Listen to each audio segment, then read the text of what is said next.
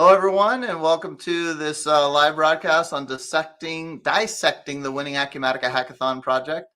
There's probably not anyone watching this live, but this is an easy way to get something out there. It is a little after 8 o'clock at night Eastern time for both Paul and I in the United States. And Paul, thanks for taking the time after the kids go to bed to jump on and geek out about the hackathon. Yeah, they're not asleep yet. I can still hear them running around upstairs. Gotcha. Well, if they come on camera, no problem. This is very informal.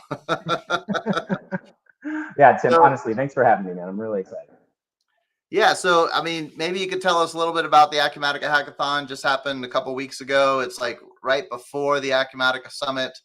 Tell us your story about how things went this year for you. Yeah, man. Well, here's my elevator pitch. If you are technical in any way and connected with Acumatica, I highly recommend you come to the Hackathon.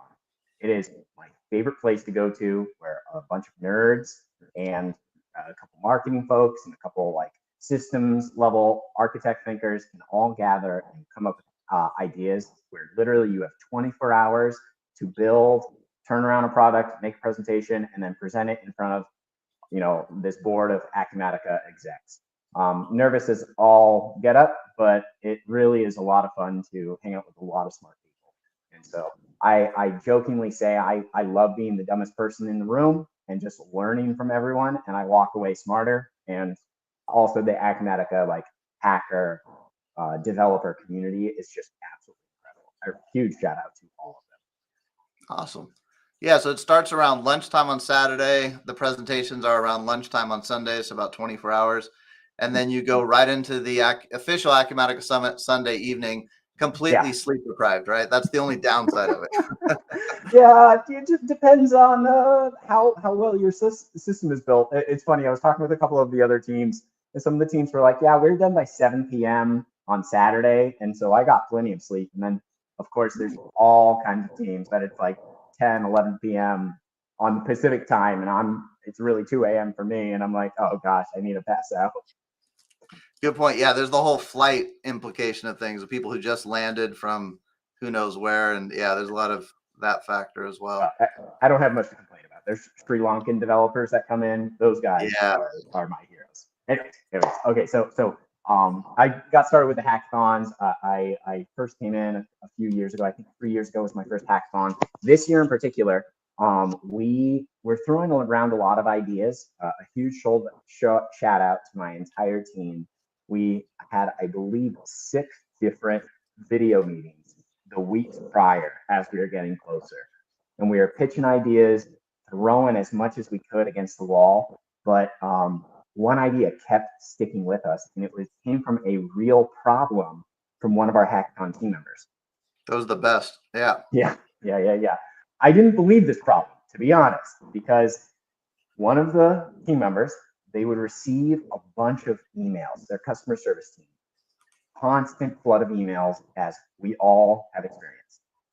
And their customer service teams would get messages from their clients saying, hey, I would like 2 pallets of this prepared. I'll be there in 4 hours.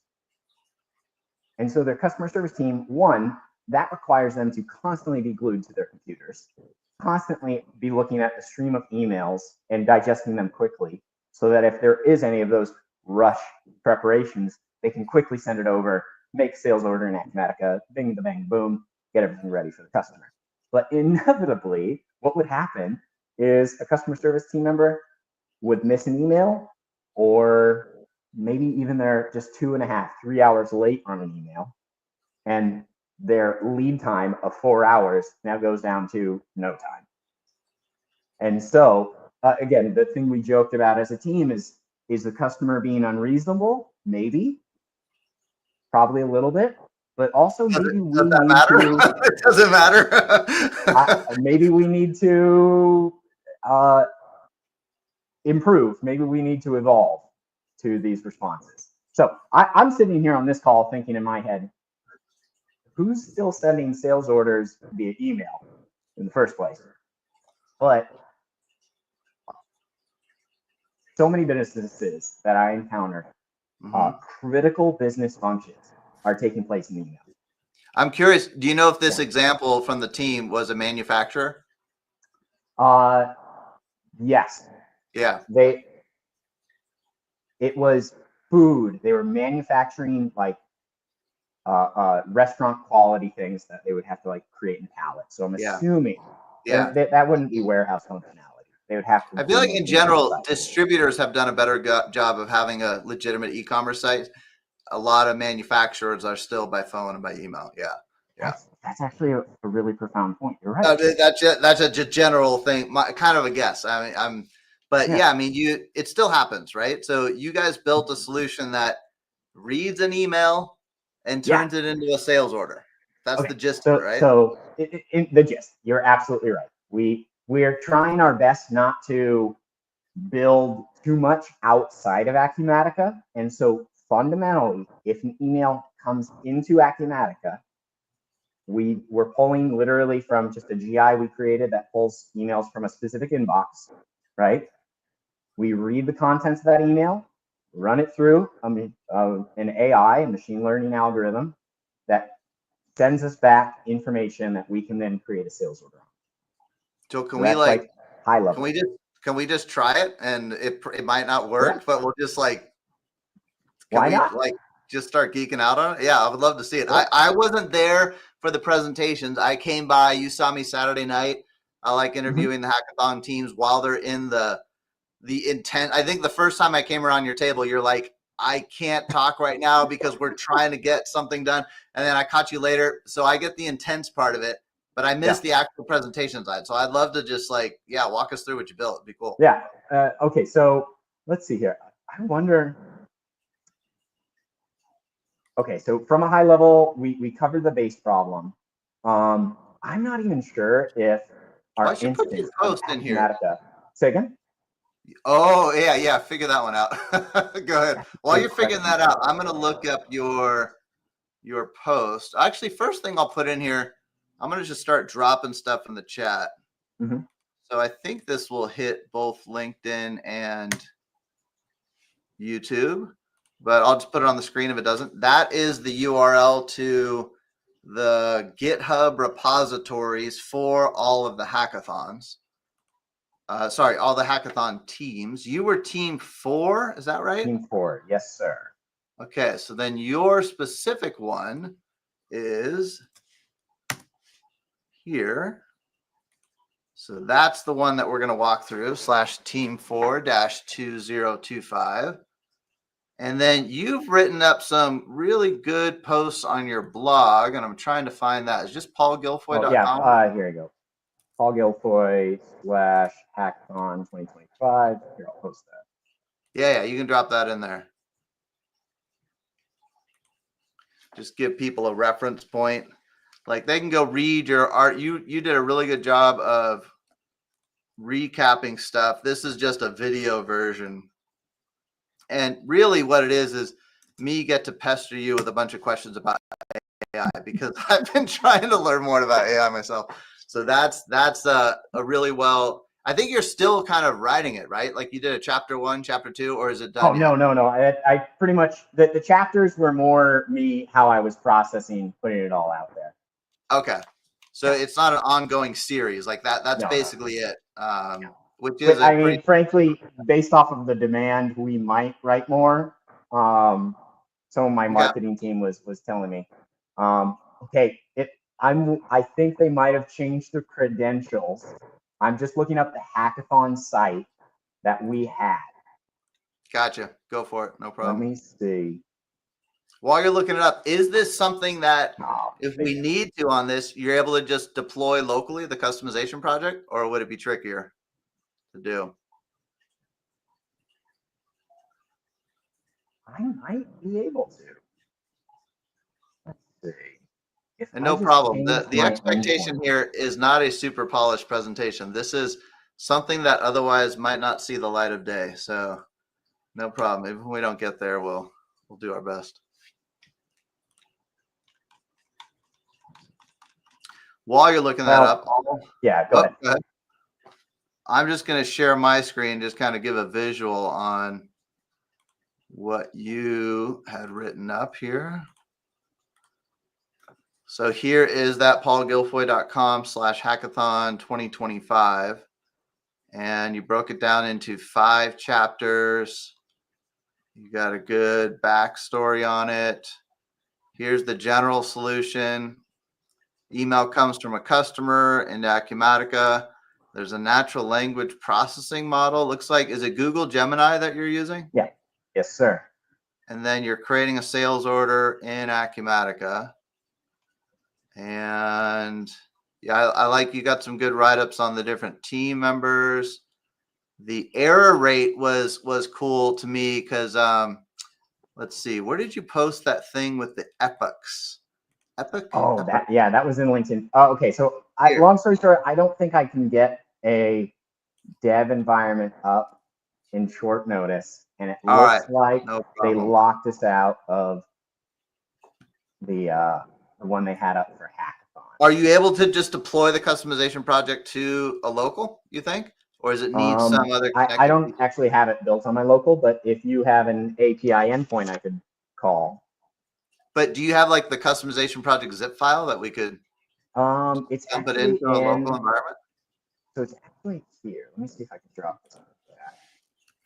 Because you got a local environment, right? If you don't, I could spin one up here. I do not. Oh, you don't? Okay. Well, I do. If you have the customization project, I could just give it a whirl on my local. Let me see. How could we do this? While you figure that out, I'll show the other one. So I'll also show this post that you did. So like, I just happened to start reading a book from O'Reilly Publishers. Mm-hmm. It's like I like O'Reilly because they're coder authored books. They're not fluffy books. But it's still really well written and easy for me to understand.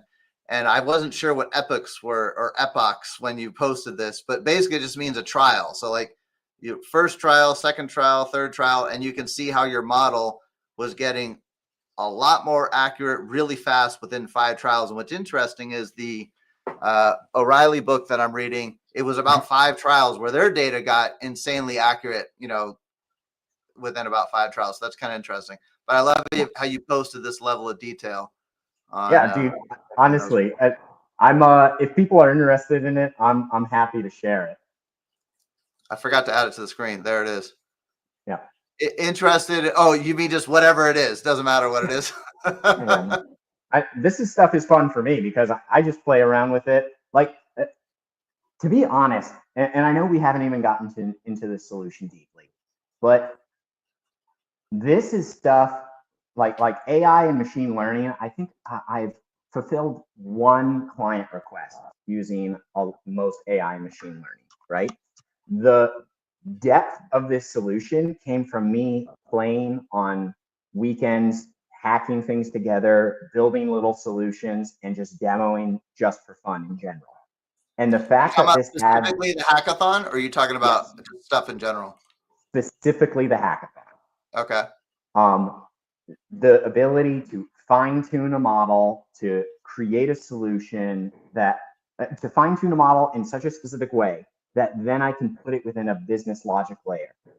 And maybe I'm going too in depth. So maybe we'll step through this solution a little bit step by step first. For me, I don't think there's such thing as too depth. But yeah, however you want to hit it.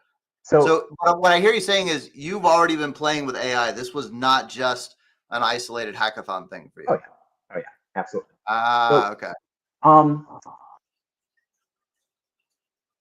Yeah, let me start through the solution. So in general, I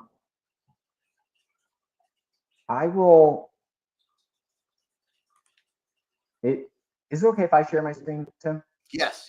If you're ready, go for it. Let me try this. Unfortunately, I don't think we'll have. Tell me if it's on. I'm gonna get a local environment spun up while you're showing this. If you're able to send me the customization project, I can play with that on my side while you're walking through. I don't know if it'll work on local specifically because you have to have an endpoint available. Okay. That makes so you'd sense. have to open up Again, Yeah, this I'm not gonna is I'm not just, gonna do that. yeah, I'm not gonna don't do worry. that. All right. And then we have to worry about like networking and Yeah. yeah. Yeah. All right. So in general, like I said, a team member was bringing up these examples, and just to show everyone, this is an example of what some of these emails might look like. Okay, it literally was things like, "Hi, we want 2 pallets of beef drippings. Can you help proceed?" That's pretty much all they would get to their customer service agent. And so inevitably you have this. The customer service agent is going to have to look at it. They're going to have to know who this customer is. They're going to have to know a few of these orders were like, send me the my normal order. I'll be there like in 2 weeks or something along those lines, right? So inevitably it requires a huge manpower of customer service to know the ins and outs of this customer, know the things that they normally order, and then have it prepared on time effectively.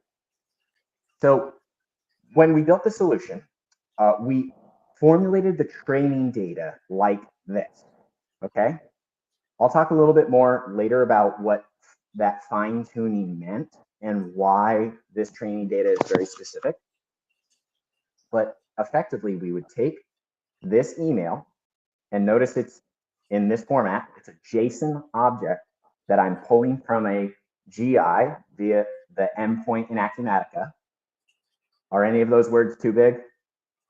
No, so I'm curious there. So the customization project, even though it's inside of Acumatica, it's essentially reading the Acumatica data from the Acumatica API.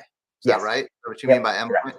So really, this could have been a solution that you just put in the cloud somewhere, because the way you're talking to Acumatica data is through the API anyways. Yeah. So if you want to see a little bit behind the curtain, let me see. I'll stop sharing my screen for a second. A little bit behind the curtain, we built this solution initially. I demoed it within a Google Colab, which is effectively a Juniper notebook. It's just code running on an instance that I control. Okay. I'm making API calls in Python using the request library. So it's effectively, I'm forming them in Postman, which is the tool that we formulate API calls with, or OData calls, make sure that they're shaped correctly, and then we put them into our solution, right? So this is just code that effectively I'm running effectively locally, just making API calls to our Acumatica instance. Then we built a customization project that receives all of the emails, stores them. It receives all of the transformations that our machine learning tool uses. So if this email outputs to, this is the input, this is the output, it stores that output. And then it has an asynchronous function that then will create the sales order. So that all is hosted within our customization project. As we were getting down to the wire, we were worried that our Acumatica code wasn't going to be able to do all those functions correctly. And so we had the backup of, hey, let's just get the Python code and have that prepared for the demo. The Acumatica code came in at the 11th hour and it works fine, and you can function it right within that customization project. But just for the demo's sake, we kept the Python Juniper notebook. So that make the sense? customization project doesn't have Python code in it, right? Because you got to write C# code in Acumatica. So you really had two parallel solutions, one just in case, okay, and one that you actually showed. Okay. Yeah, correct. So we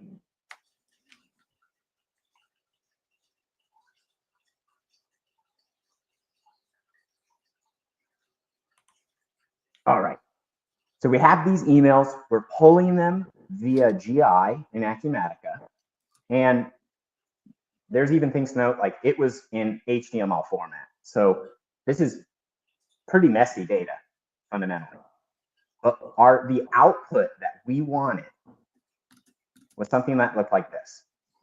This is the body object of an API call to create a sales order. Pretty much the endpoint is just like, you could honestly use your default endpoint, default slash whatever version of Acumatica you have, sales order. Mm-hmm. And then it'll probably be a put request if we're going really, really deep detail. Mm-hmm. And in that put request, this HTTP call, the API call, you'll tell it order type, sales order. This is the customer ID that I want this AI model to be trained on if you receive the email example we used. And I want you to pull out this inventory ID and understand from that email that they wanted 2 boxes of that. All right. So what you're talking about right now is training. So correct. Yeah, describe to me a little bit what training means. So you're on the left-hand side is the email that someone might send you at the sample. Mm-hmm. On the right-hand side is the output. You've decided what the output should be. Correct. And this is part of training a model, right? Where you're giving an input and output, right? So like you came up with this right here. The computer did not come up with this. Correct. Okay. And frankly, I think I said in my blog post, probably 4 hours of hackathon time I spent making all of this data, taking real emails from customers, figuring out what is the shape of the API call, making sure that this data matches the email, and going through based on as many examples as I can. So how many did you wind up with? How many rows of sample data? We had about 20 real emails. Okay. So you're beating me to the punchline. Long story short. Sorry. Go ahead.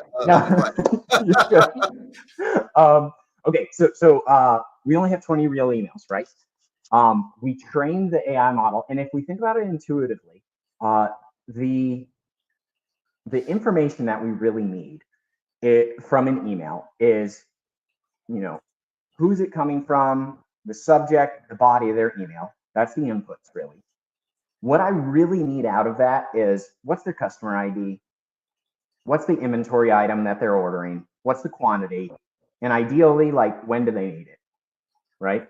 Are you assuming they're only ordering one thing, one line on a sales order? We prepared for multiple. So there's a few examples in there. Yeah. Okay. So there's plenty of emails where someone ordered 2. I believe we have one example of someone who ordered 3, but this is just 20 emails.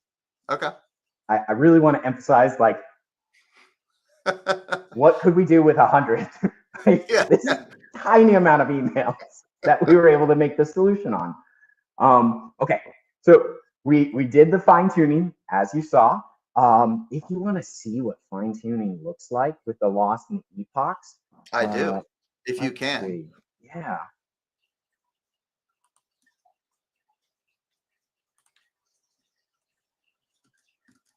All right. So can you see my screen? Yes, got it.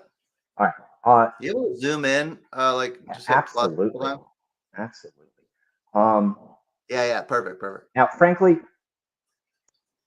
big disclaimer, if anyone is watching, if we are doing this with a live solution, with live customer data, we really want to fine tune like a llama model. And what that means is a model that you control, you own the weights. And pretty much you would have to run it either on your GPUs or GPUs that you rent. Okay. This, just for the hackathon, we're hacking together a solution. This exists within Google Cloud.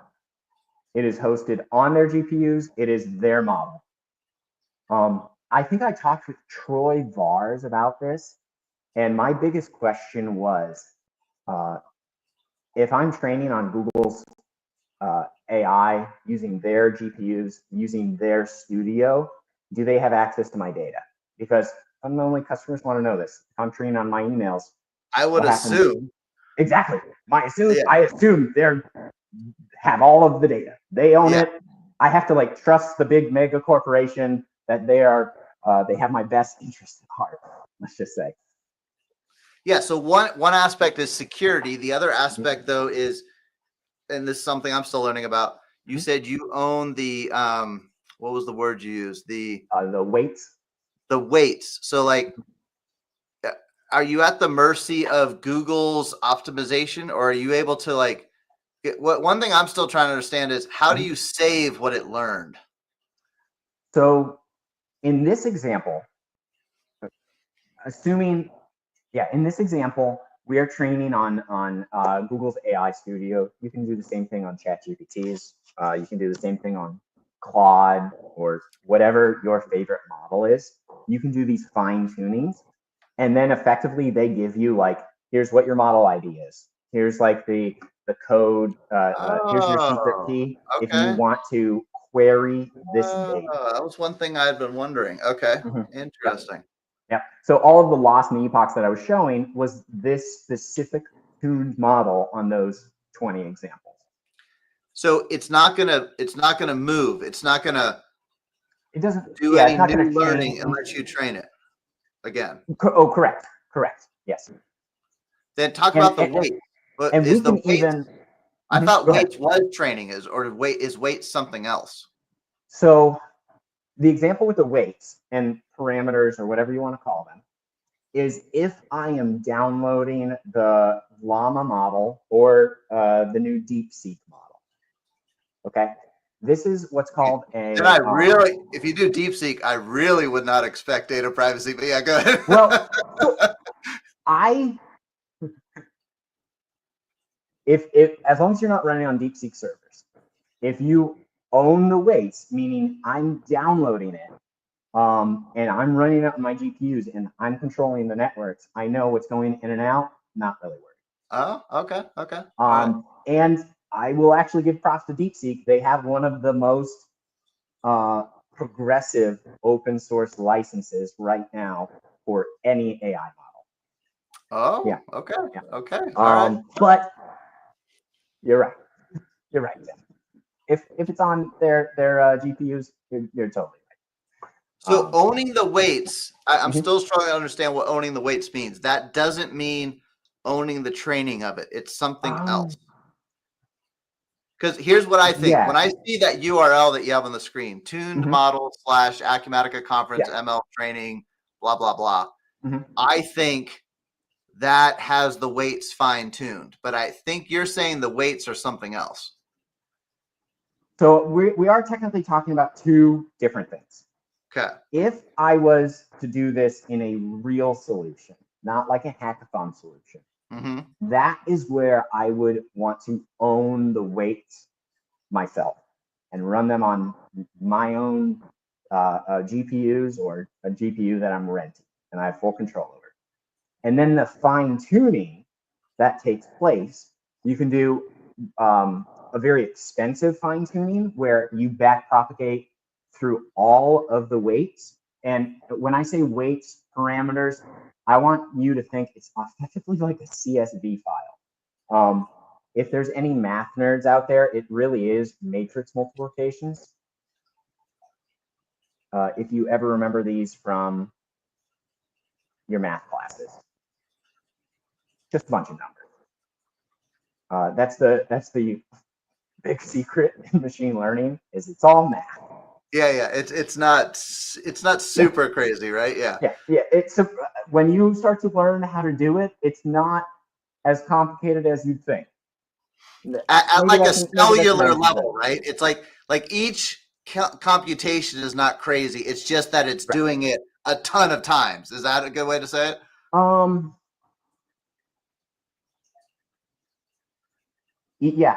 Each step of the calculation is not groundbreaking, but when you create a model, which is, maybe these layers of computation, maybe you're doing different things at each step, you actually get a really interesting emergent property out of them. And I would even remind folks, this is really getting nerdy, man. I hope this is okay.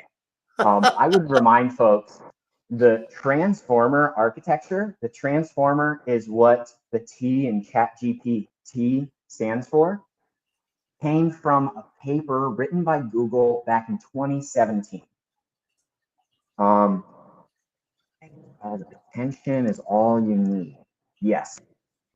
And I recommend, this is a fun paper to read because it effectively shows how these transformers are built.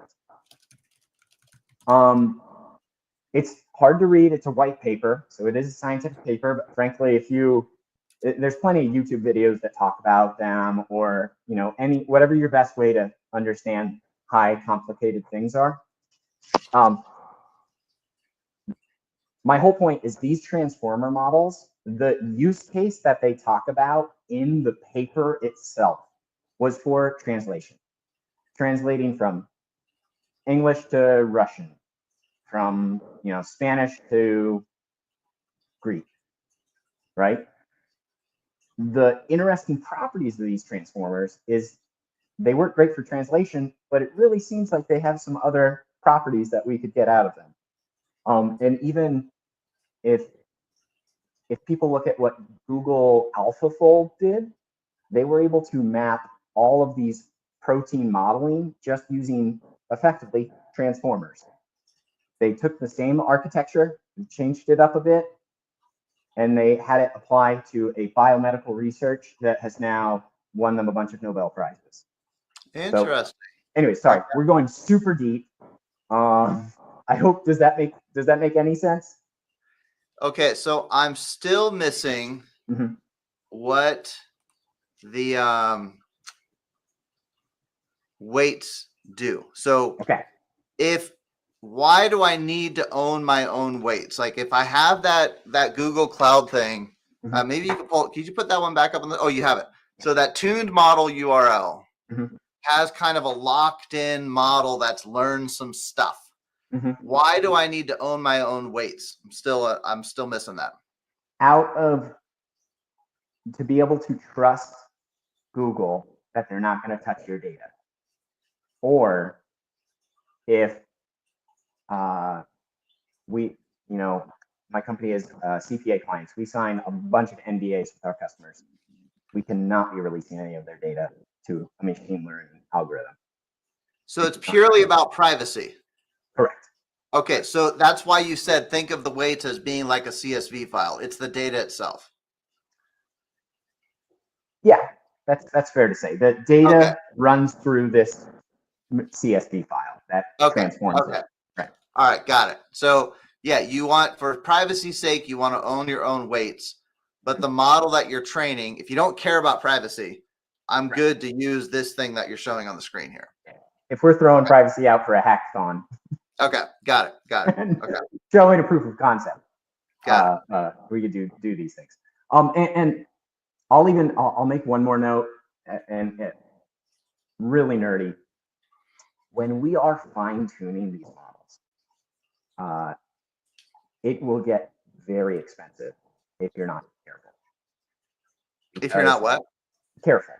Because if we're talking about if you're talking about a 1 billion parameter model, when I am fine tuning them, I'm effectively going through that 1 billion parameters and like slightly adjusting each one, maybe up or down, left or right, whatever you want to think about it. Okay.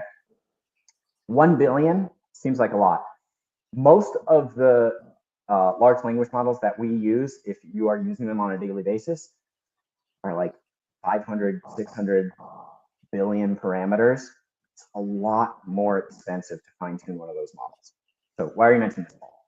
Because one of the cool tricks you can do is you almost do a layering of models, where you'll have like a large model that you query, and it runs its output through a smaller model that you've already fine-tuned.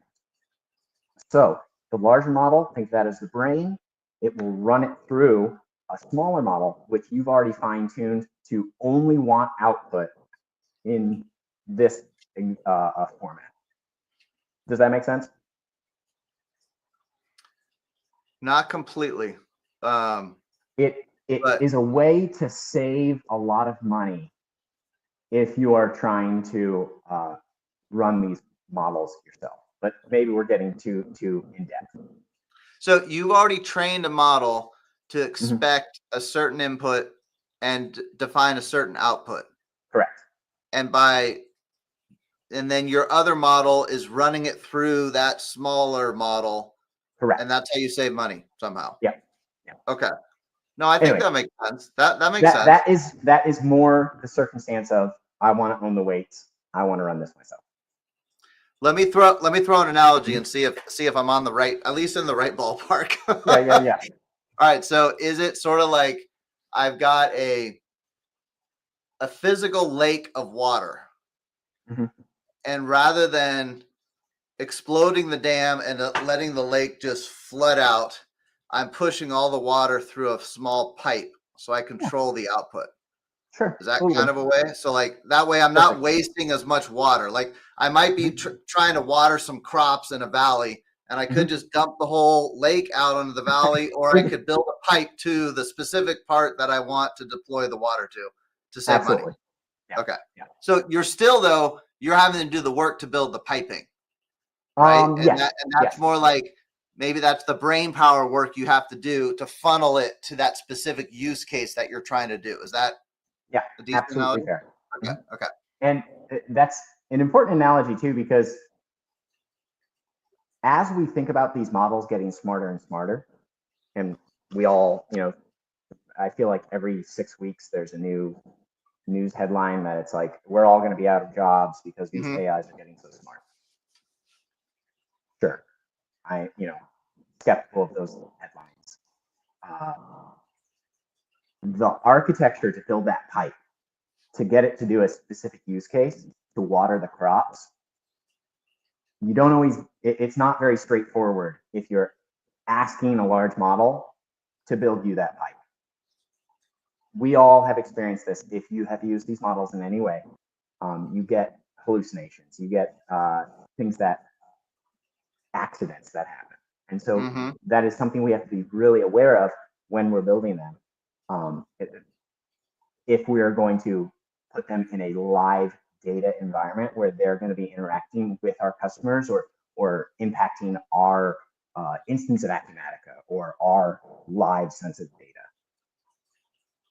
And the other thing that it makes me think of is the cost of building a physical pipe is a construction project, and the dollar per hour wage of a laborer who builds that pipe is a lot lower than the dollar per hour wage of the laborer who builds the AI equivalent of the pipe, right? So you do have a human limitation there, right? Skills and it essentially boils down to money, right? Yeah. If I'm thinking about this metaphor and I'm playing it out, you're absolutely right. I could see, and I think we've talked about this many times in the past, where there's always a temptation for the programmatically inclined of us, or those who know how to get really cool data out of a system. Sometimes you want to automate all these tasks and get rid of Excel. We don't have to use that anymore because we can build this all in Acumatica. But maybe just exporting an Excel sheet, doing a quick calculation is maybe the easiest solution because we're all familiar with it. No, great point. Yeah, AI is the new shiny tool. So you're trying to solve everything with AI, but I think it's going to shake out where AI is going to have specific use cases, and you're still going to be using Excel for the other stuff or whatever tool it is, right? Yeah. Sure. And frankly, again, I'll bring it up again. Transformer was invented in 2017. We are just finding interesting applications for this tool and playing around with different ways to use a transformer to get cool functions out of them. So we're not super worried about AI taking over the world yet, although I always like to put this out there. If it ever does come to that battle, I've already decided I will die on the battlefield. I'm not going to go to the human zoo for the AI. Just putting that out there, AI It's machine. really, But yeah. I think maybe too much. People have seen Terminator too many times. Anyways, okay. So back to the solution. Rein in all of our crazy thoughts. We are just taking this email, and the point of fine tuning specifically is to make sure that the output looks exactly like this. At the hackathon, there were there were like a lot of fascinating solutions that were using AI. One of my personal favorites was Team 2. They were using AI to do effectively data labeling of photos that had to do with manufacturing orders. And they were running it through one of these large models. And they gave it tons of these examples where they ran this prompt through a large model with this photo and got out a description of what that part was. It was for the manufacturing process. Awesome. So cool. Huge shout out to all the guys that I'll have to go to my LinkedIn post to get all of their names. Absolutely amazing team. But this solution is still using prompt engineering. And if anyone actually was at the Acumatica conference and heard the direction of AI that Acumatica is implementing, they are fundamentally going in a direction to use large models with prompt engineering.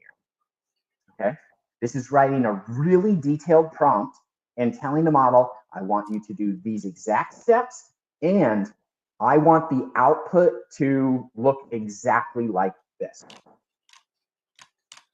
You can do a lot with that. That is actually a great solution. Really fundamentally fantastic. But let me make sure I'm thinking of the right thing. So when you're talking about the direction Acumatica is going in. So that makes me assume you are talking about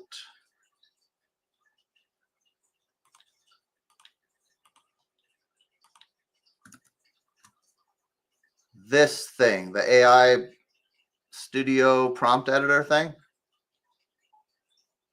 Is that right or no? Oh, sorry, I'm seeing the StreamYard. Oh, what did I do wrong? Let's try it again. Present. Share entire screen. Okay. Do you see it now? Yes. Yes. Okay. Yes. Is this what you're talking about? Absolutely. This is okay.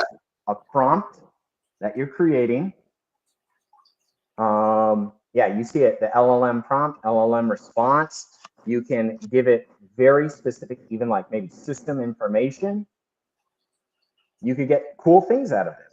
This is actually a really exciting solution.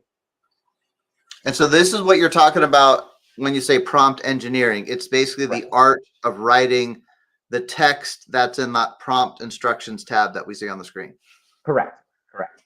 Now, the solution you're talking about that was a manufacturing solution. Was the challenge with that one that they were kind of creating a new prompt every time? No, they had sort of, some people break prompts up into system level prompts and then instruction level prompts. A system level prompt is something that along the lines of, you are a very helpful assistant. You are always courteous. We're working in Acumatica. Here's some of our business information. And then the actual prompt someone types in is, I'm working with sales order 1, 2, 3, 4, 5. I'm working with customer John Doe. This is what they're requesting. For the example I gave with Team 2, I didn't actually read a lot of their prompts, but it would be, I believe it's something along the lines of like, you are doing photo classification for parts. Here's all of the SKU numbers we have. Here is a description of the part. I want you to match the part in the picture with the SKU number we have, something along those lines. So even though I can't run it in my local environment, if you were to send me the customization project right now and I loaded it in, would I be able to find the prompt in that customization project? For Team 2? I don't know. For you. No, for your team. For our team. No, but you would find the. No, you wouldn't. Is it hidden in that Google URL thing? I'll share it. Don't worry. Okay. Sorry. I'm getting it. Yeah, you rein me in. My job is to go like this, and your job is to keep us going. I don't know. That's a bad job for me. I follow along with you and we go. Anyways, team 2 did this great prompt engineering solution. There was a bunch of other teams that did very similar things. Acumatica as a whole is moving towards doing prompt engineering. And they sort of threw in, I believe they had an AI timeline where they were expecting in 2 years or something along those lines to have AI working within Acumatica, and then maybe 3 years down the line, they used the hip term called AI agents. Okay. AI agents. Okay. AI agents. Fundamentally, what my team did at the Hackathon, Team 4, we fine-tuned a narrow AI agent. And how we did that was by specifically telling the model, we only want you to output this JSON object. We then are pushing that through the API in the business logic layer to interact with, to create sales orders, right? Mm-hmm. Why is that significant? Most AIs that people use will be for chatting, responding to customers, create a sample email. Classification, it will be for classification of pictures, classification of what is this person asking. Not very many people have put AIs straight into the business logic layer, where it is actually doing a function within Acumatica without human intervention. The reason this is interesting is we fine-tuned a model that gives an object to create a sales order. We could fine-tune another model on 20 or 100 emails that creates maybe a shipping order. Mm-hmm. And then we have an army of these little narrow AIs that do one task and always output into that one task. And I'll even say another interesting part. If it fails, if it hallucinates, if it decides to sing, A, B, C, D, E, F, G, and it tries to put that within the body object of a JSON call will fail. And we will have record of that failure. Mm-hmm. So I'm not worried about a hallucination, let's say, interacting with a customer and saying an incorrect thing. Mm-hmm. Because it's functioning in the business logic layer, we can track that. I like this. All right, let me see if I can phrase it. Instead of an AI agent, to use Acumatica language, you've almost built an AI import scenario or an AI Perfect. ETL. Okay. I like Yes. it. I like it. So it has the guardrails and you contain the explosion when it does hallucinate. I like that. And that's actually the example I gave on stage when I was giving this hackathon presentation, is we built this narrow AI in 24 hours. How interesting would it be if we could interact with this AI via an import scenario? Then we can have our low code, no code folks who work in the Acumatica world. Again, if we use this example, they would have a GI that pulls a sales order, they have it in an import scenario, they run it through this AI, and it gives them a sales order. Maybe one AI pulls out the customer ID, and one AI maybe pulls out what item they're trying to order, or something along those lines. So it's these narrow AI solutions, I fundamentally believe, is how we are going to interact with AI within our SaaS solutions. I like that. At least from a real usefulness, right? I think that what's always going to get the marketing buzz is talking to the computer, the natural language stuff. But to me, like the reliable, but yeah, the more reliable part of it, and the part of it's that really doing industrial scale work, is going to be more like what you're talking about. I think. I like that. Yeah, and I think in your previous podcast too, one of the guests mentioned something that I was like, that is such a phenomenal idea. That couldn't we build something where a marketing agent could be on the sales room floor with a customer, and they just talk right into their phone, and they say, I'm with customer John Doe, and he wants to order 12 pallets of XYZ. And we can use natural language processing. It's really, really simple to convert that to text, push that up to an AI, maybe that starts a whole process and it can interact with Acumatica. And that's where you might have the multiple AI thing going on, right? You might have the natural language AI, but it then is going to feed it to the import scenario AI to actually do the work and contain the explosion a little bit, right?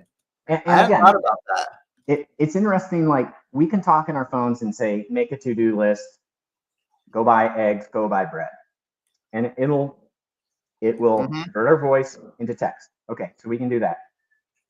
We can then have that transcript be pushed up and maybe stored into the notes section of Acumatica. Okay, great. So we got our transcript from our voice into the notes section of Acumatica. Not hard from there to go, okay, now we're going to be taking from this notes section in Acumatica, and I want you to try and classify what this person is asking based off of this transcript.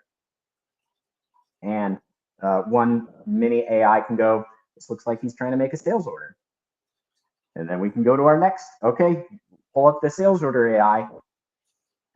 If you are following the metaphor, these narrow AIs, if I can show in 24 hours, less than that, we can train one that can create sales orders.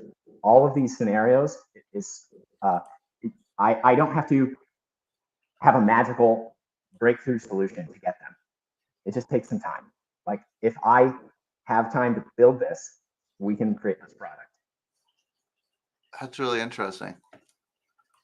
I'm playing right now with a business event here. I'll show you what while you're describing that, I'm visually thinking this. That what you're talking about is something like a business event, which can sit on top of, I believe. Oh, let me find one that would sit on top of a generic inquiry. Let's see. Let's take I always take the bills and adjustments just because everyone has that. So this is a generic inquiry. It would sit on top of that, and I'd probably run it on a scheduler, so it's not instantaneous. So once that pulls up, let me do that. Tim, what does AUG stand for? Acumatica User Group. So obvious. I'm trying to think of that earlier. So schedule, I would probably do like schedule, and then it sounds like what you're talking about is adding the ability to pipe it to an AI thing as a subscriber on here. Is that kind of where you're going with that? Totally. Interesting. Huh.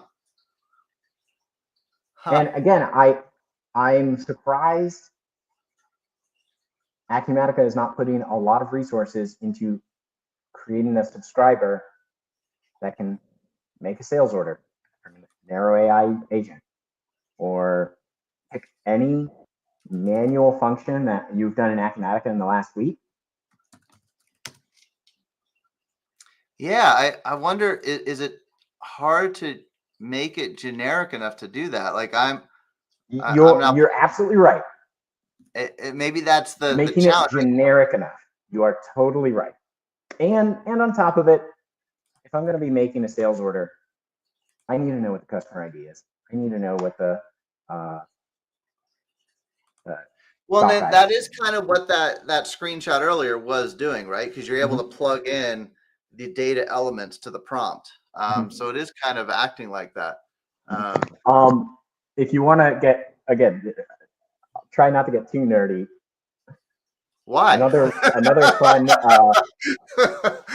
Why not? Another fun architecture is something called RAG, Recovery Augmented Generation, I believe. It doesn't matter, but what it is it's an AI agent that you give full read access to your database.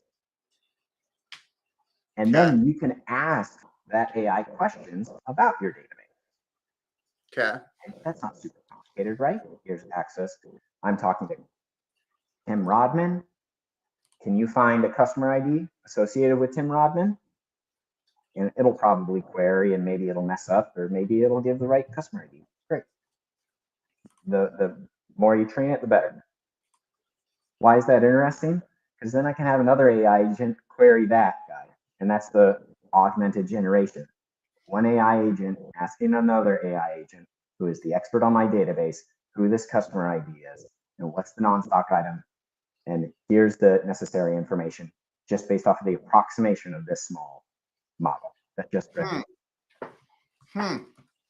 Yeah. The way we did RAG for ours was in system prompts, which would count as In prompt. what? Say it again. We did it with our system prompt, which Okay. is prompt engineering.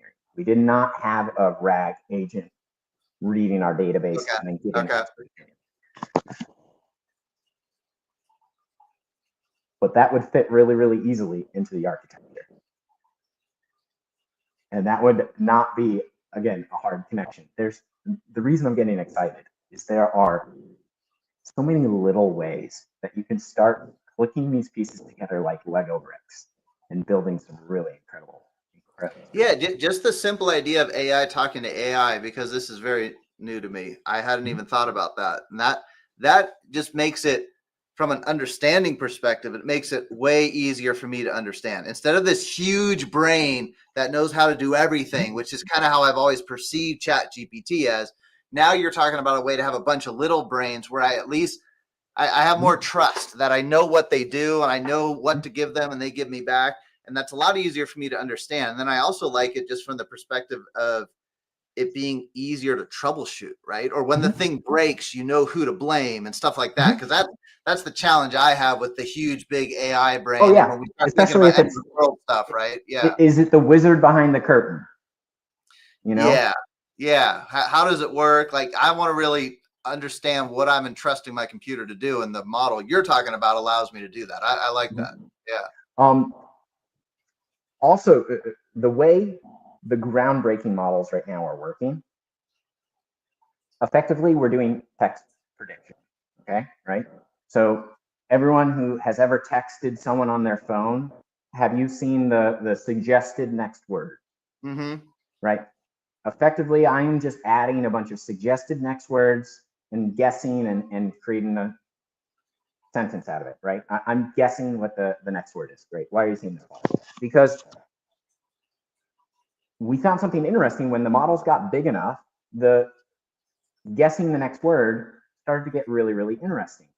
And then when the models got even bigger, they did something where they changed the model architecture. And I'm going into deep waters. This is actually something I'm not as familiar with, is they made reasoning-based models. The reasoning-based models turn those prompts and ask itself over and over the question you're asking.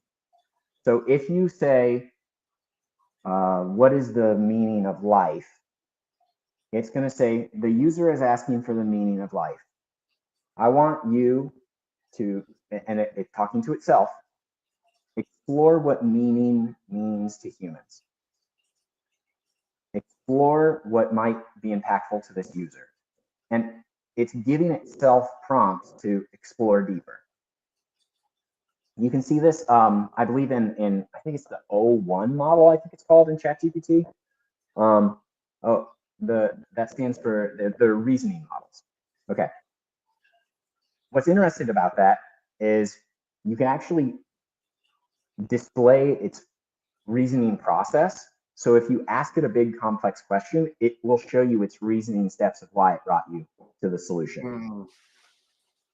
Sometimes it goes way off base and it misses, but you can usually read through the reasoning responses to understand where the process broke. Anyways, but that's more of the big brain. It's less of the narrow AI models. You're creeping me out, but I didn't want to interrupt you. Okay. I wonder if I could even find an example of this, but maybe we're going way too deep and it's like 9 o'clock and I'm like. Let me come back to your spreadsheet. I want to make sure I understand something about AI. Can you show that 2-column spreadsheet again? Absolutely. Absolutely. Now you're pulling me back.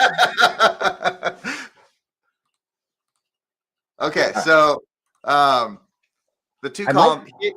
Here's my elementary school understanding of AI at this point.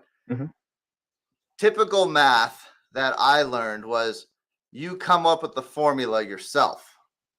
like, you know, you want to graph something in a certain shape on your graphing calculator back in high school, and the whole trick is you have to figure out what the formula is to make it graph that certain kind of a shape, right?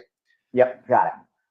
The way I understand the AI works is you give it column A, which is inputs, and you give it column B, which is this is what the output should be if I get column A input, and it figures out the formula for you, and you never even really see what the formula is. Is that how it works? Tim, perfect. Okay, so you train it on what we're seeing on the screen, where now it knows, okay, if I have this input, it should look like this. If I have this input, it should look like this. And it keeps going down. How many rows did you have again if you go to the bottom? I think we had 20 examples, and then we ended adding synthetic data. Just do like control down arrow to get to the bottom of that. 21. What is that? 21. So okay. 20. Yeah, if 21 the first examples. one is the 20 So examples. Yeah. when you say train it, you train the machine to know that if I do this, it gets this output. Correct. Is this where the epoch thing comes in? That graph of like loss and epoch stuff, or no? Yes. Yeah, that's exactly it. Okay, so it's able to come up with the formula that predicts it pretty accurately when you get to like number 6 on that graph. What does that 6 mean? Okay, so we have loss on the left-hand side, and these are epochs, whatever you want to say, on the x-axis. I always use the example of, if I just create a new Gemini chat. Like, here's what I think the 6 mean. I think the 6 means I only had to go 6 rows down my Excel sheet. I didn't even have to get to row 21. I don't think that's what you're asking. Yes. No. That actually has to do with the batch size. This gets into a little bit like nerdy. How do you train these models? Is that okay? Sure. Yeah, sure. So the way you train these is you pick a batch, which is normally a random. It randomizes our rows, and it picks 4 random examples. Okay. Your batch size could be bigger, it could be smaller, whatever. So that's important to know. I don't care about the sort order of the data that I fed it. It's going to randomize. Okay. Then with those 4 rows, it will. I'm going to do this as an example. If I take this input, I copy the input column A, and I'm just going to put it into a random model here. Okay. This model doesn't know what I'm asking for. So its output is, oh, this is an email. This looks like the order date. Here's the purchase order number. Here's some key points. Okay, great. So now, with a vanilla model, it will then measure how close this output was, this output to this expected output. Does that make sense? Yep. And as you can see, it was off the charts bad. Okay. So then the fine tuning is it goes. So on epoch 1, it has no idea what the output's supposed to look like. After epoch 1 runs, it gets its first education in what the output is supposed to look like. Correct. And that brings the loss down to, I think it's at like 130 here.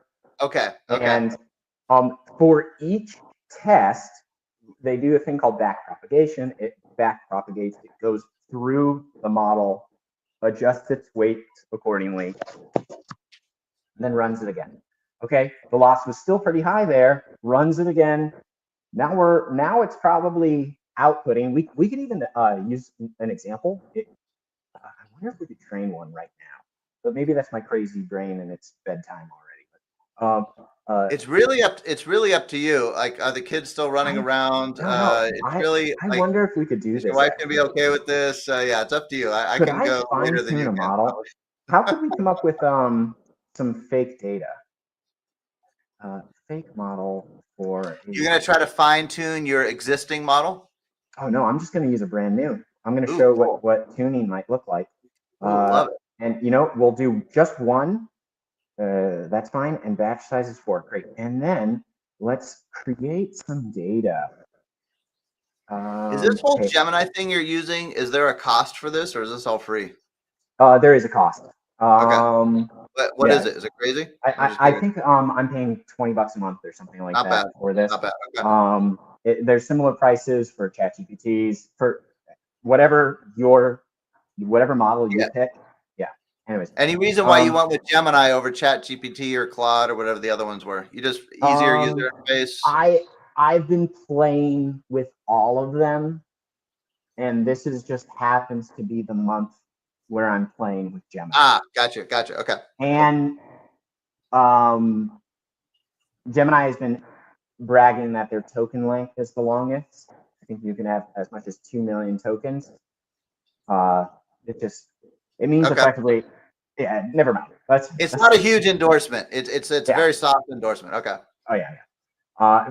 Frankly, a lot of these AI models, they're making where you could do anything with them, and they're very interchangeable too. So. Okay. All right. So let's use this exact example. I think that would just be easiest. I'll take my input. You know what? Actually, we'll do the whole Excel sheet into here, but stop it at one epoch and see what it might look like. Does that sound fun? Yeah. So here we're gonna go and tune a model and think page podcast, right? Import some data.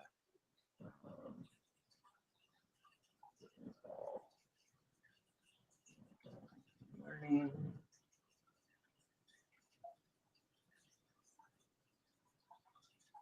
Cool. First headers. Got it. Oh, yeah. Input, output, input. Beautiful. All right. So we have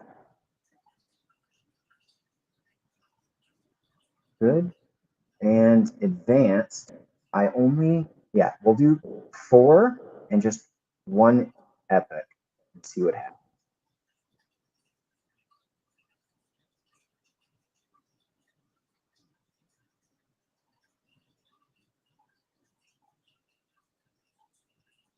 Oops, is this the one? Yeah, 1 epoch. All right, we'll let that run. So while it's running, batch size was 4 on your other one, and yet you had epochs that were more than 4. Yeah, so yeah. I had epochs of trying to understand the difference 20. between batch size and epoch. So actually, this is a perfect example here. You can see this step function. There should be 1, 2, 3, 4. Yeah, effectively 4. It looks like they're actually taking 1 row and then back propagating per row. I wonder if I could chat this now. Okay. Should I cover anything on this screen? You guys sort of even see within an epoch, it's learning because of the batch size somehow. Okay. Correct. All right, now let's find out how this responds to a random one. Oh, that's a long email. That'll really mess it up. You know, why not? Let's find out what happens. All right. So now you've taught it something, and now you're not going to teach it anything more. You're going to say, based on what you know now, I want you to guess what the output should be for this new email. Correct. Okay. Correct. All right, let's find out what happens. Very long email, very complicated. Yeah, so this looks not even close. Not even close. This looks exactly like what this did. It didn't learn much in 1 epoch. It looks like it pulled out maybe some of these. Oh, okay. Maybe, but interesting. Nothing too interesting. We could probably read through here and find what information it may have improved upon. Now, can I go back and continue training this? I don't know. You're just gonna go like one epoch. I feel like I should be saying epoch. It's because it's not epic. Epic is like, something that's amazing. This isn't epic yet. Here, let's tune. I'll do another one. AUG podcast. If you have number enough 2. epochs, then you eventually get something epic, something like that. Yeah. Touche. That's very good. AUG podcast. What was interesting to me about that initial graph is how fast it dropped, like how fast it Sure. was able to minimize that loss. And I wonder if a lot of that had to do with how specific you were about the output. You know, I wonder.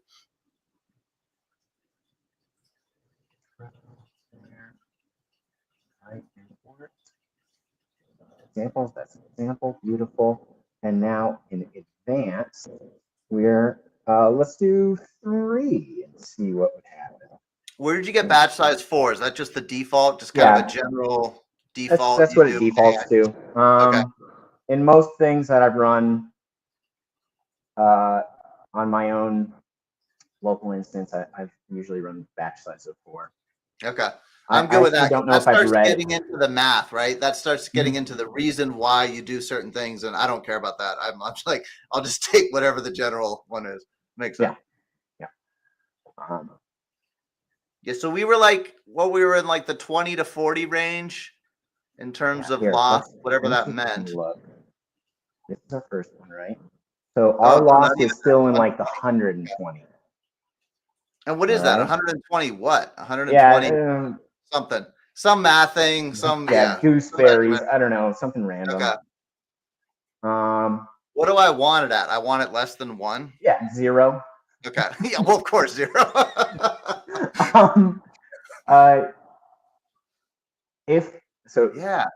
answer your questions, if I did this myself, I would know more about what the loss is specifically measured. Okay. To these AI models, like I highly recommend anyone listening to this, if you are have any level of programming knowledge, I highly recommend Andrej Karpathy has an amazing YouTube series. I'll give Tim Rodman the link to it. He'll post it in the notes of here. Well, let's just do it here. Andrej Karpathy YouTube. Andrej. I see his YouTube channel. I'm just going to drop it in the chat. Yeah. He has a series in YouTube where he will, he even just released a video 12 days ago where he takes you step by step on how to build ChatGPT. But he has a series in here called Neural Network 0 to Hero. It'll take you step by step. He's really good at helping you build to intuition. He was he taught at Stanford. He did their machine learning classes. He was the lead brain behind Tesla's self-driving. And he was one of the founding members of OpenAI. Anyways, super smart guy. He will bring you step by step how to build a transformer model. He starts with basic neural nets and how you can layer neural nets and then do some cool things with them. He gets into what's back propagation. How do you know you're moving in the correct direction when it comes to some of this loss? He goes into some more advanced architecture and then finally gets to where you are building GPT-2 straight on your local machine. Oh, wow. Anyway, okay. Sorry. So here we go.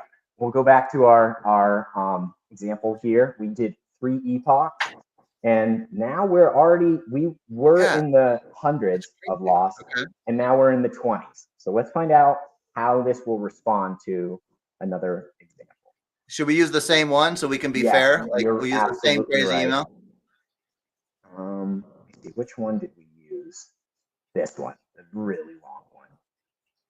All right, here we go. I'm nervous. Yeah. Not nervous, it's got a JSON object. It looks crazy. It looks. Wow. Okay, so I can tell you off the bat, this is not a correct JSON object. This will fail if I run it in Acumatica. But what is the observation? Way different than the previous one. Like way closer to what we're looking for. And it's structured. It's in the this looks like a JSON object. They have the correct like value key pairs that you need. You have inventory ID, order quantity. You know, Yeah. you're missing customer ID. You're missing a bunch of things, but it's getting there. Yeah. So, all right, I'm sticking with the elementary school analogy because I'm still like elementary Mm-hmm. school when it comes to AI. To me, it's like, do you want AI that's been to the first grade, or do you want AI that's been to what do we do, the fourth grade, right? But right. like, if you look at a human, the difference between a first grader and a fourth grader is not that different in terms of like knowing stuff. There's tons going on, you know, developmentally, but like brain wise, not a huge difference. But when you're talking about AI and going to when the AI goes to school, it gets a lot smarter between grade 1 and grade, what did we do? 4? How many epochs did we do? For epochs. 4, yeah. That's crazy. And it wasn't a lot more work for it to do, right? No, when I'm using Gemini Yeah. Studios, frankly, if I was doing this on my own GPUs, it gets expensive. Okay. Okay. And again, it's just computationally hard to run through a 4 billion parameter model. Mm-hmm. Okay. But not that hard. 4 epochs, 4 batch normalizations, you know, 16 times you're running through your model, maybe, probably more. But what's crazy to me is you just did this live. You know, we didn't have to say, okay, Paul, let's check it tomorrow, right? I mean, it just ran live like that and came real. It's a little bit of the hokey pokey magic within Gemini AI Studios. Like they've built this studio so that you can like make these models really, really quickly. Okay. Again, yeah, if I'm owning the weights, it's going to take a whole lot more time. Sure. But Okay. you still get the magic though. You still get some pretty cool magic. Really, most of the cool stuff that you did on the hackathon project was doing what you were just showing us. And then at the end of the day, you're just calling that Google URL and feeding it some JSON data, and it's coming, and feeding it, the JSON email, and it's coming back with the JSON object that you run through an API, right? Yeah. You showed us the cool part, even though we didn't look at it in Acumatica. No, that's perfect. You're putting a nice bow on this present or idea, whatever that I'm making. If you want to understand the code and pretty much what we did, effectively, all we did was go to our Acumatica endpoint, logged into the Acumatica endpoint, pulled out the email. This is literally just the email endpoint. I saved the sales order endpoint so that I could call that. And ATS, this is what we were tracking all of our JSON objects with. So this is more for troubleshooting. And then, wait, I missed it. Did you do the Gemini URL yet? Was that not the yet. previous? That's right. And I should probably not share. That's fine. Sorry, it's too late. I wish I could edit it.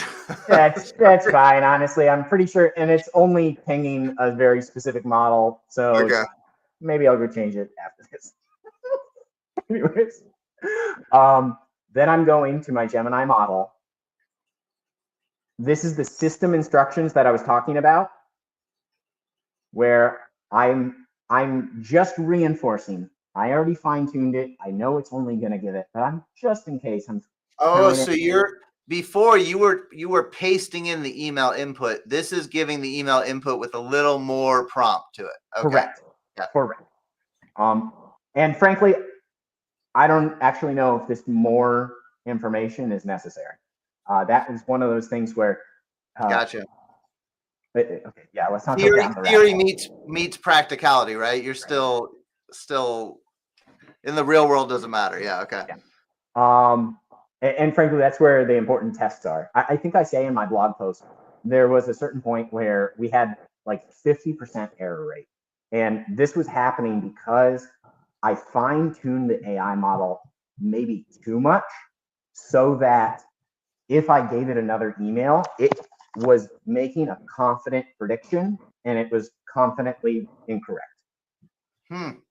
And so you can read it more in the blog post if you guys are curious. We went and made synthetic data, which was another 20 emails that were in the same format, were from unknown people. So it's just a random email that's got made up. And then we would map that. So if the email was actually asking for a real inventory ID, we'd add the real inventory ID. The example I'll give here is, bam, we imported these, which if the AI model did not know who this email was coming from, it should fill in customer ID as a guess. If the AI model did not know what the inventory ID was, it should say not found. The benefit of that is as you add those examples into your training set, you would hope, you would experiment and play around with this AI model to make sure that if you had one example that's just saying, send me $200, this AI model is going to go, well, I don't really actually know who that customer ID is. Not really 100% sure what the inventory ID they're asking for is. I'm just going to say this is a guess and the inventory ID is not found. And we can still create the sales order and just mark it as needs reviewed by a human. Yeah, so you said that you're not sure how much of that prompt is really needed. What I really hear is, I think the more prompt, the better, because the more guardrails you're putting on it, the more safeguards, the more predictable the output is going to be, right? Yeah, again, that is the goal. Yeah, predictable so output. It makes sense. I like it. And so even within this system prompt, which hold on, before you go further on that, to me that also underscores why this screenshot, where did I have it? This screenshot here. It just underscores why this is so important. That prompt is important down here, right? And so I like that Acumatica is heading in the direction of allowing you to tweak that instead of making it a black box. I like that, because that's what essentially you're showing. Absolutely, right now. Absolutely. And frankly, well, no, let's not get too much. Let's stay on target.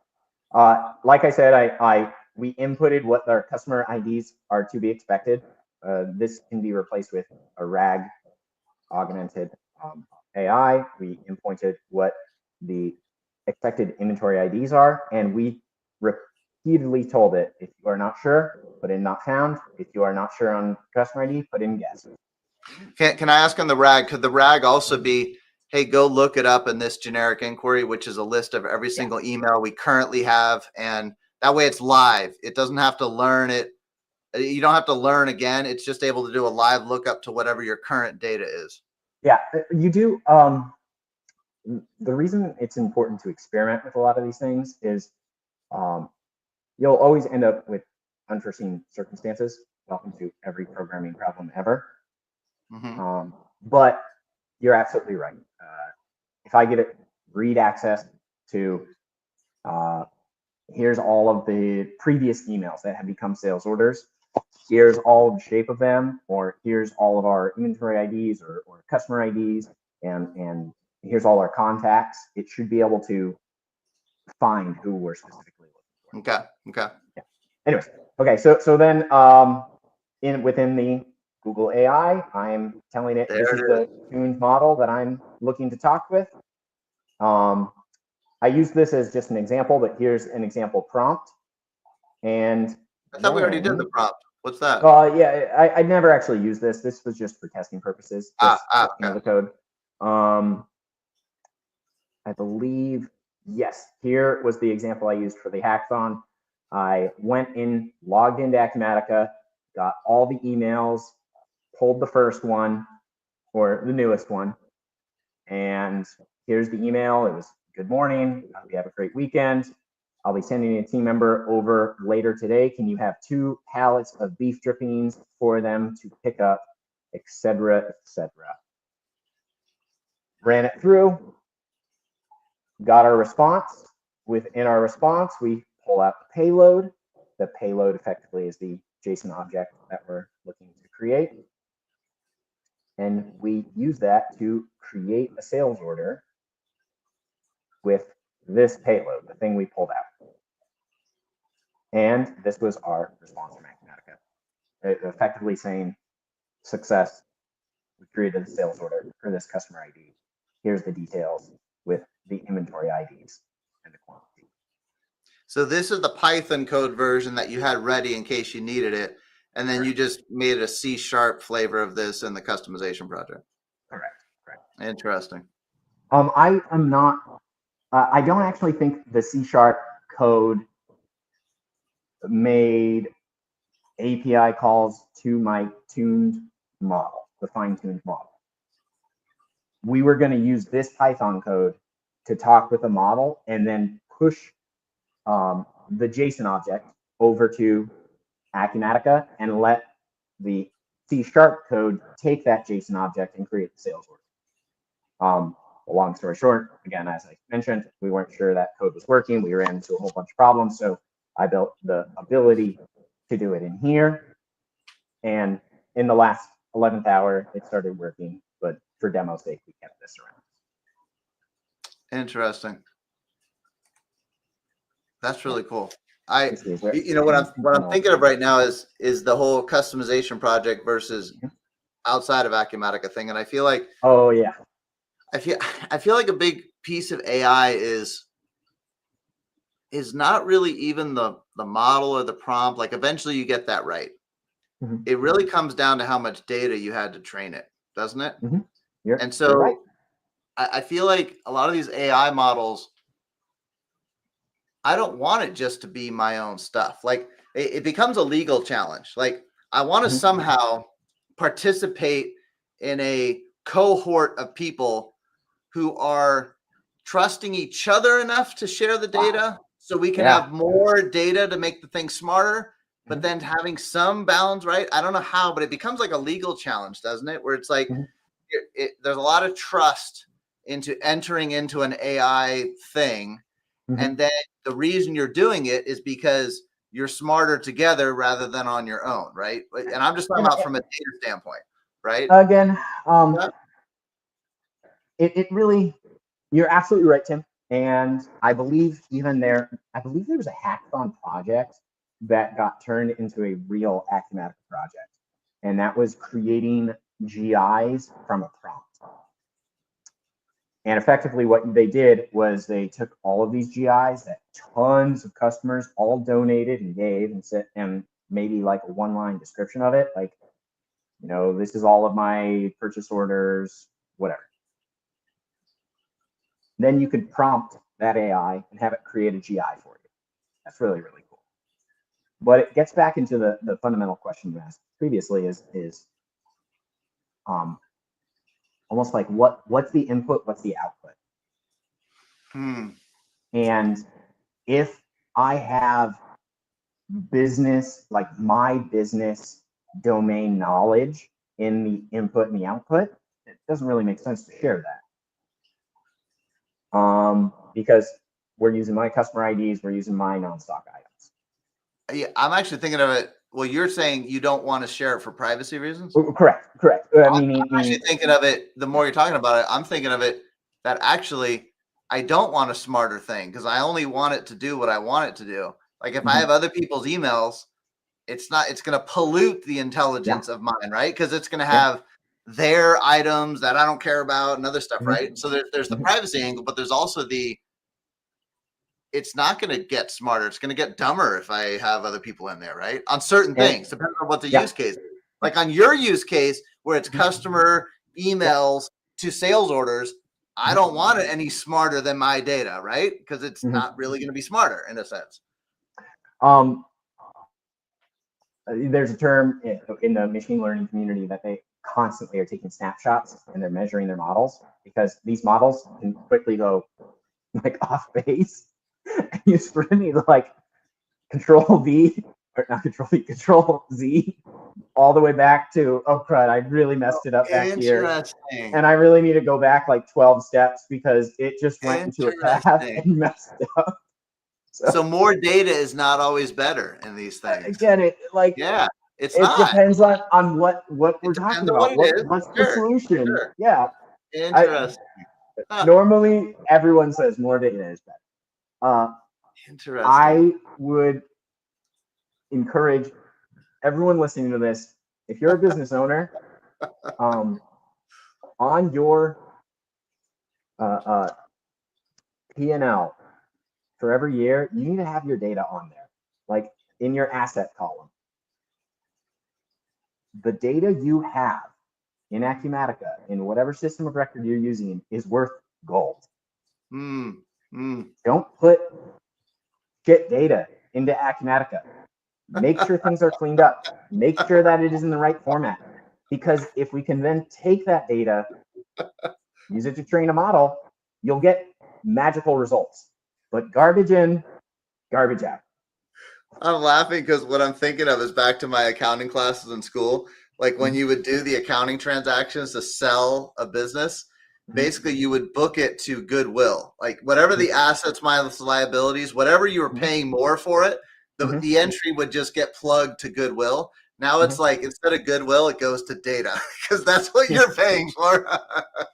That's interesting. It's a big part of goodwill nowadays. That is so interesting. Yeah, keep your data clean.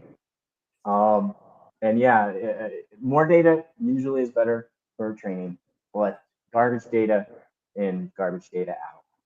Well, and here's a good example of like, not even AI, but inventory replenishment. I've seen this, right? Inventory replenishment is like a known formula. You can look it up in the Acumatica wiki, right? It's not a super crazy formula, but it's not super simple either. But anyways, what I encountered with it is I needed a way to like a vendor lead time that was totally bogus because of maybe like bad, like maybe I accidentally entered a purchase order into last year and then I received it. The inventory model now thinks that vendor takes 385 days to arrive. Okay. How do I eliminate that? Right. I just want that one data point out of there. Right. And so I could see how once you pollute an AI model, that's why you then go back to a snapshot because you're like, I don't even know how to undo it at that point, right? Because it's like you just polluted it. I don't know a better word for it. You polluted it, and unpolluting it is more work than starting over in a sense, right? Again, I'm gonna get really nerdy again. Some of the largest models, dude, I love it.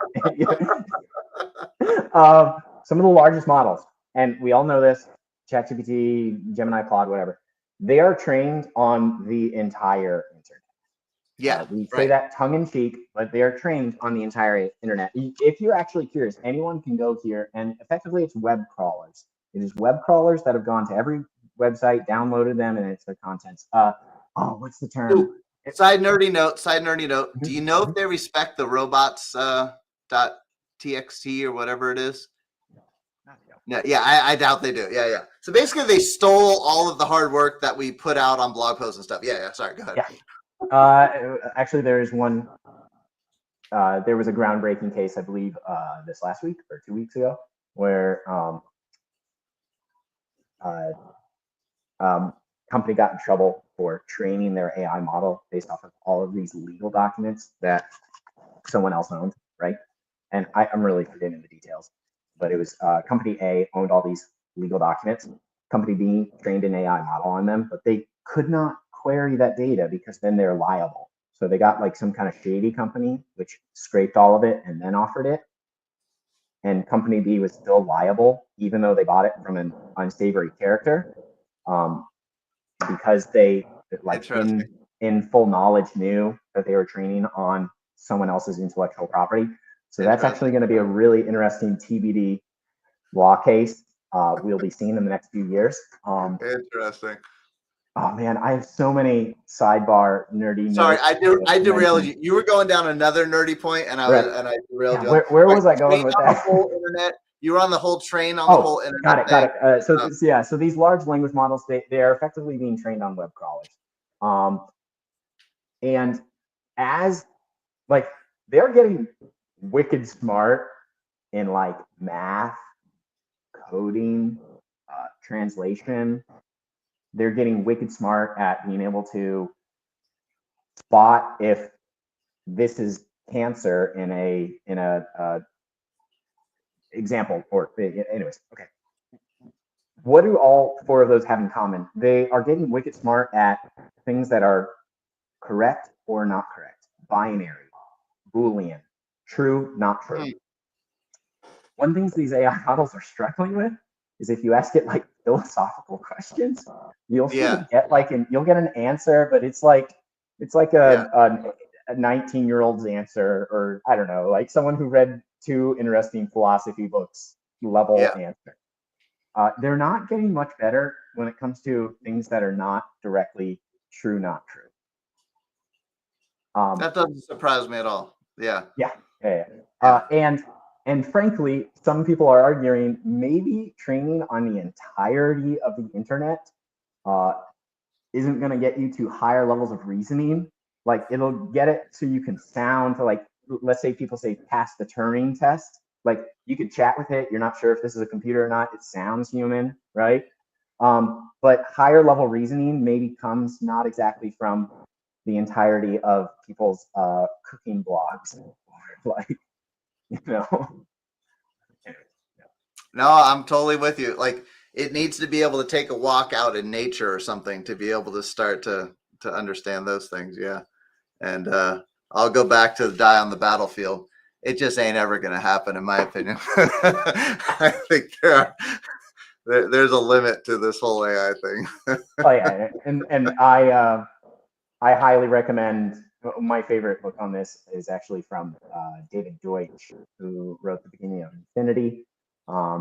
He is a physicist who's most famous for his work in quantum computers. But anyways, all that to say, he argues that we don't even know what intelligence is, and it's really hard for us to like actually express what intelligence is. Yeah. And usually, unless we actually understand something, we can't really program a robot to do it. Yeah. So, maybe they're getting really smart at answering math questions and helping with coding and diagnosing an image as cancer. But like, if we actually want to say they are going to get into intelligence, maybe we should try and figure out what that is. Yeah. How do you really measure that? And I think that's why it comes down to, what you really helped me with on this little broadcast is honing AI into a specific use case. I wasn't sure how you really do that. I have a much better idea of how you practically do that now. So thank you for taking the time. I really appreciate the education here, and hopefully someone else out there finds it useful. If not, I know I have something I can go back to and watch, rewatch pieces of as I'm on this journey myself. So I felt like I just got to nerd out for like 90 minutes here. So if any bit of that was beneficial to someone, please, I don't know, send me a message on LinkedIn and just let me know. Well, let's see, we got your blog here. Do you have like a contact button on here? How do I don't even think, honestly, on my website. Oh yeah, you got your LinkedIn thing on here. So if I okay, beautiful. Let's round it up with I'll round it off with this this pitch. Yeah, go ahead. If you are a company and you want to figure out how you can use these AI tools and automate within your system and connect them within your business logic layer and do really, really cool things, send us a message at Price Quebeca. I don't even have a link for it, man. I think you have to type in /hackathon. Oh, I think it's going to be down here. I think people can hit you on LinkedIn right here, right? Yeah. Hit that. That'll take you to your LinkedIn profile, and you can send you a message that way. That's probably the best way. Right? Absolutely. And again, we are at Price Quebeca. We are doing a lot of really, really fun things with these tools. I highly recommend it. Send us a message if you need help with this. As you can tell, I enjoy nerding out about them and finding cool use cases. Yeah, so it sounds like this is not just a hobby for you. You're starting to find real world applications of this at your company, Price Quebeca. Oh yeah, very cool. Well, I love bragging on my company, Price Quebeca. We work with a sister company named Ontire, which got birthed out of Price Quebeca, and they have automated 401k audits to an incredible degree. Where okay, I don't want to get too nerdy here. I know we're late on time, but I'm good. I'm just conscious of your time mainly. When it comes to a lot of 401k audits, if you have more than 100 employees, you're required to do a URSA audit every year. Usually how those audits take place within accounting clients is they will take a sampling of data from your 401k and test them, does column A match column B? What Autire did was they, using machine learning, using some of these cool AI tools, they've created a way where they can actually sample your entire 401k from the last year. It is absolutely incredible. Some of the findings that they find. One of the partners told me, I always joke with him because I'm like, okay, we're talking about 401k. So you're only finding what, like 5-10% errors? Like, how often does one of these things actually have problems? And he goes, well, honestly, it's in the 90%. 90% of our 401ks all have errors in them. Wow. Yeah, I know that doesn't help me sleep at night, but anyways. Interesting. Yeah. Now, how big the error is the other thing, right? But still, that's very interesting. Now we do a lot of 401k audits all throughout the year. We are touching a lot of these AI tools and working with them on a daily basis. We also, of course, do tax and accounting and Acumatica consultation, and we do everything in between. But it is just a phenomenal firm. Yeah. Awesome. Great way to round it out. Paul, thanks again. Tim, I love geeking out, man. We really had a good geek out here. We did. All right, we got to do it again sometime soon. All right, man. All right, thanks again for being up late on this. Yeah, absolutely. Anytime.